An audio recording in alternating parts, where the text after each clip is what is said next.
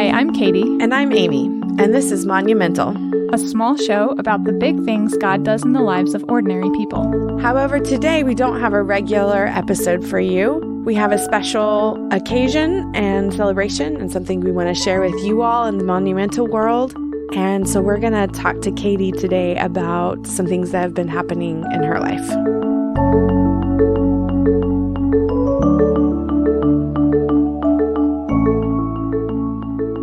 So Katie, something's happened really big in the last few weeks for you and Benny. Actually, why we don't have a regular episode for you today. Do you want to tell us about that? I would love to. Well, my husband and I have been in the adoption process for quite a while now. And 3 weeks ago, we got a phone call that there was a little baby coming. And so actually 3 weeks ago today, our daughter was born. I have her with us here today, so if you hear some little squeaks, that's her. So since I've been doing the editing for Monumental this season, we have interviews ready, but since Ilse coming, I haven't taken the time to edit the next episode. Been a little distracted. Been a little busy. Understandably. So we thought today we would actually just come and share this exciting news with you and tell you a little bit about the story. Yes. So to really appreciate, well, we can always appreciate babies, but to understand, and I think to get a better understanding of how amazing God is, it's sweet to know the backstory of how God brought this baby to your family. So would you tell us a little bit about how she came to be? How she came to be. Yeah. Yeah. So it was about a year and a half ago, maybe a little more, that my husband and I started the adoption process, but really we have been wanting children since we got married. So we feel like we've been waiting for a child for about 4.5 years now, but we, struggled with infertility for quite a while and, went to doctors and did some medication and things like that and ended up finding or hearing from a fertility specialist that he thought the chances were pretty low for us to have children naturally, which of course was pretty devastating. Although we had talked early on in our marriage about adoption, we loved the idea of adoption and thought maybe that would be something we might do down the road. But we thought we'd see about starting our family naturally first. Anyway, but thankfully God is in control and he had a different plan for us. So when did you start the actual process of, okay, we're going to pursue adopting? I think it was probably actually about 2 years ago. We started really looking into it and looking for agencies and things, adoption agencies.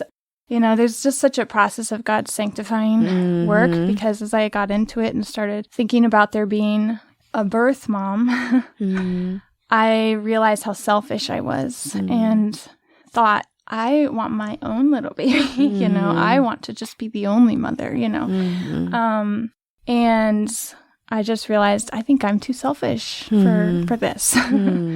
And at that time, we were still in the process of fertility treatments and things like that. And so we realized too much to be pursuing both things. So we decided to take a break from looking into adoption and just focus on one thing and see what happened there. So then about a half year later, once we, were told that it was pretty unlikely that we would conceive, then we started talking about adoption again. And actually in those months, God had really been working on my heart in terms of considering a birth mom.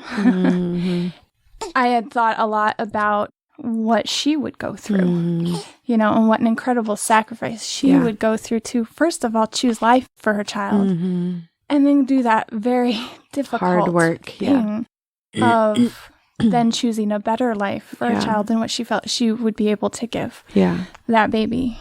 And so God softened my heart to actually feel quite a compassion and a love for birth moms. And so once we actually... I'm not supposed to cry yet. Once we actually got into the adoption process, I felt a real tenderness And we really started praying from the very beginning for the birth mother, as well as the child God might bring into our family. So then we started pursuing adoption, and really once we got to the point, she's looking all around.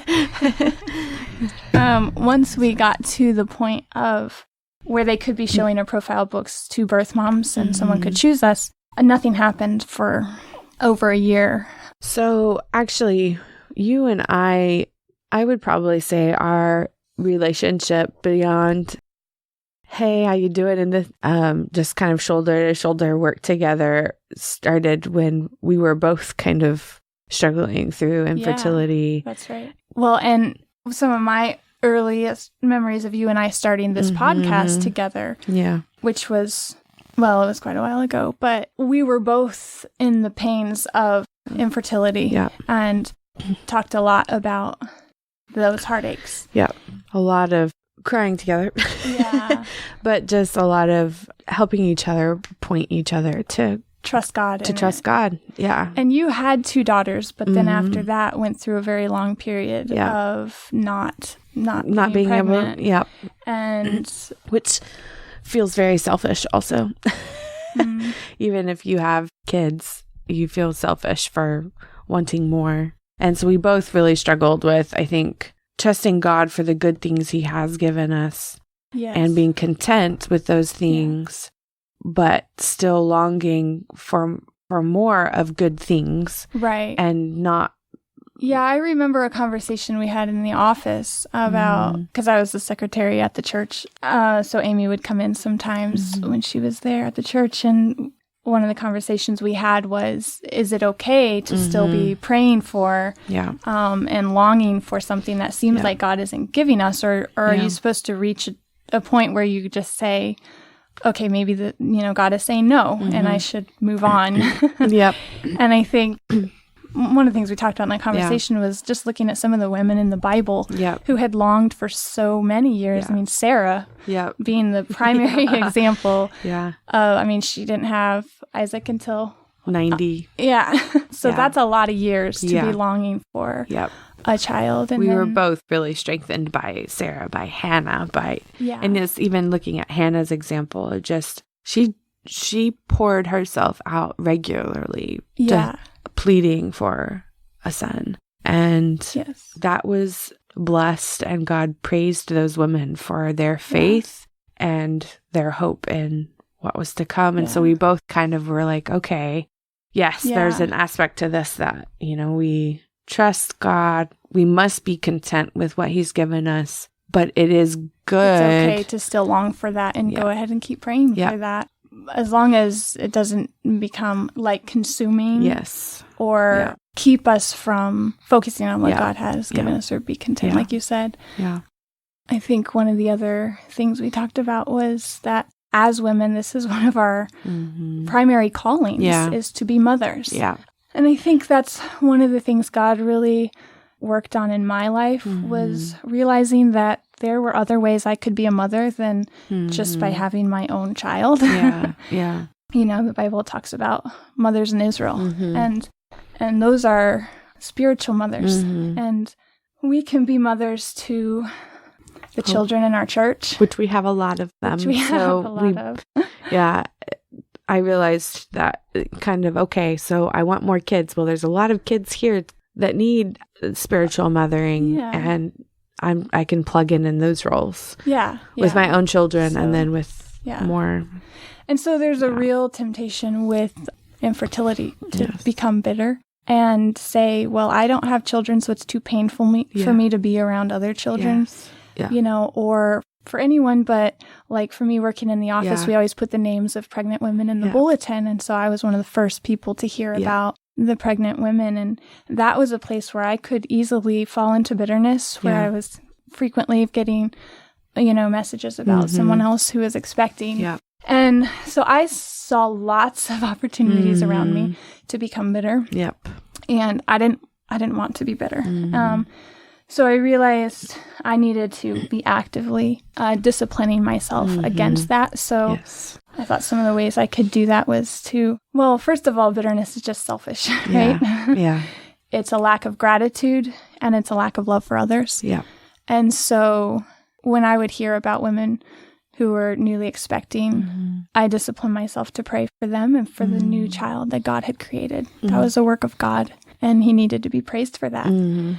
And then children in the church that sometimes I would want to avoid because it just reminded me of what I didn't have. Yeah. That was a lack of love for those children. And so to discipline myself to, get down at their level and to care. To not harden yourself. Yeah. And what I found ended up happening was that God used that actually to comfort me. As I got to know the children in the church better, my husband and I taught the 4-year-old Sunday school class, and for a while got involved in the Awana programs on Wednesday nights. Yeah. And the children were so sweet. And they're so just willing to open themselves up to you and to share what's going on in their lives and to give you a hug. And that I actually ended up finding that was a comfort to me. Those children blessed me. So that's some of the work that God did through the infertility. The amazing thing God does through suffering, if we have the faith for it, is he blesses us in a spiritual way that outweighs the earthly blessings that we're looking for. So you guys both decided, okay, we're going to pursue adoption. And you did the home study, you filled out all the paperwork, the application, you chose your agency, and then what did it, she didn't come immediately. Right. We just waited. My husband's in grad school. I was working at the church, kept doing the things that we were doing, involved in the church. And it was waves of being content and happy where we were. And then waves of really struggling. I would say even it was just a few weeks ago. I was listening to the new podcast, Then Comes What? Yes. And Pastor Bailey was talking about the beauty and the suffering that women go through when they have a baby, when they deliver. That pain. And I had to turn it off, and I just went and sat on my bed and I just wept and cried out to God because I wanted that so badly. Not the pain, but I wanted the child, and when I went through my years of back pain on surgeries and stuff, which was a long time ago now, but I struggled with resenting pregnant women because they would talk about their pains, and their aches and pains during pregnancy, but then the pain of childbirth. And I was so jealous of them to be in pain, but then to have that beautiful gift and joy blessing at the end. And I was in incredible pain. And I didn't get that blessing at the end. So I've had often resented, which is, great sin. So like I said, the battle of bitterness is, it's a discipline. You just have to keep killing it. You got to keep killing it because it will just keep coming. Yeah. But like I also said before, that's something that God has taught me through pain and through different heartaches, is the incredible spiritual blessing that he gives you if you have the faith for it. And God has been so gracious to discipline me and to teach me and to not let me be turned over to bitterness and to hardness. And that's a mercy of God. Yes. I give him the credit for that fully, because there's been plenty of opportunities for me to go the other direction. Is that what you think too, Ilse? It is difficult too, because you feel like when you're struggling with these things and you feel like, okay, you can come to a real point of real contentment and joy and those spiritual blessings, and you feel that and you know that, but your hands are still empty. And there's still always a certain there's a pain to that. There's just, okay, there's nothing here. That's okay. You trust God. You do have faith, but your hands are still empty. So I've watched you in these last few years, both of us, have gone ups and downs. Yeah. But I have seen God's work in you and in myself also. But I was going to say, you should tell what happened in your life too, though. So for us, and this is also something that is you learn as God designs your family, is that God puts together families how he wants to. Yeah. And for you, how God's chosen to bless you with a child is through adoption. God has chose a different path, a different way for us. And that was, he gave us a baby, and then we lost that baby. So there's those whole other pains in that. And, and yet God's goodness in it. And then God gave us a baby through natural means. And we have a little girl that's 8 months old now, Gwyneth. Born last January. Yeah, born last January. And that was unexpectedly early. Yeah. It was not an easy pregnancy or delivery, but God does all of these things. Your labor and I would even say your pregnancy. God just works. You can't be jealous for what he's doing in another person's life, or bitter towards them for how he is working in someone else.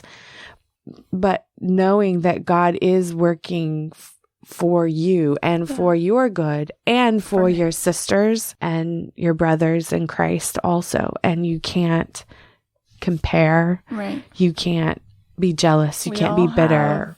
Our own stories, and it's all God's working. Yeah. That's God. Who are we to, criticize how something is happening in someone else's life? Ultimately, that's God's work. And, and he should be praised for it.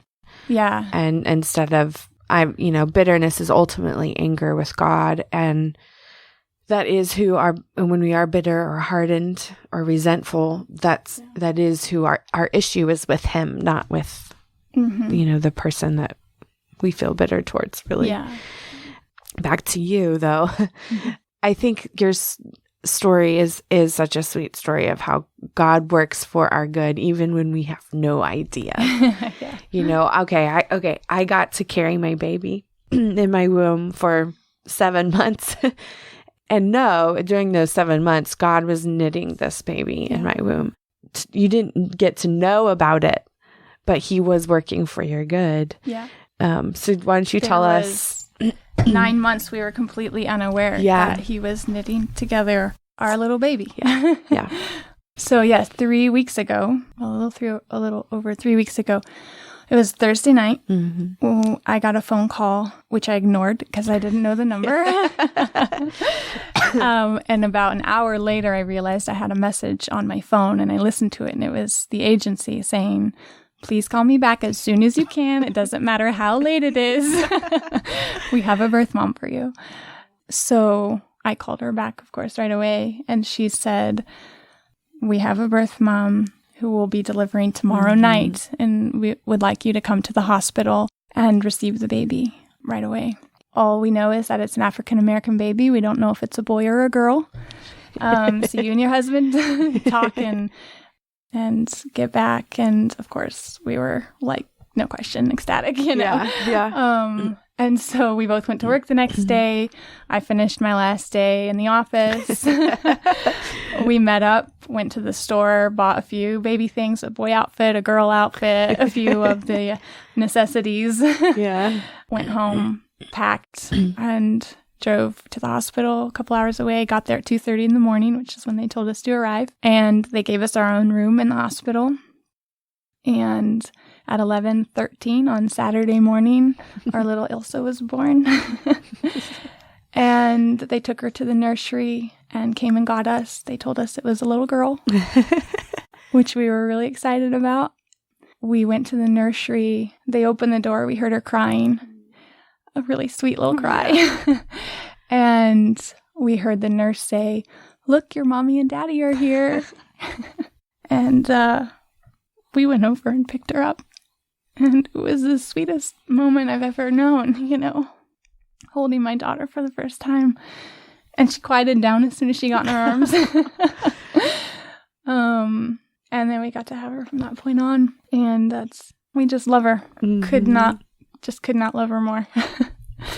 Can you tell us what you named her? And why? Yeah. We named her Elizabeth Jane. Elizabeth means consecrated to God. I guess I think of Hannah and how much she had longed for a child and was so overjoyed when God gave her a child that she, in gratitude, wanted to give that child back to God. Mm-hmm. And I guess that's our prayer for Ilse, is that she will live for God, that she will love and fear the Lord. I know that's every Christian parent's prayer for their child, but we're so grateful that for this gift God's given to us. And we want to hold her with open hands to the Lord, knowing that He is in control over her life. Yeah. And then Jane means God is gracious. We call her Ilse. It's the German nickname for Elizabeth. My husband's from Germany, and we just thought that was a beautiful name. It is. It is beautiful, and it's perfect for her. It does fit her, doesn't It it? does. Totally fits her. So, she's sitting here sleeping right now. I know. I'm going to take a picture. Maybe we'll post it with the... Oh, she's just so precious. So, another thing I remember about a conversation you and I had was about the struggles of infertility and that pain. And the thing that stood out to me the most from that conversation was the very end when you turned around and said, you were walking out the door and you turned around again and said, God is good all the time. God is God and He's good. Yeah.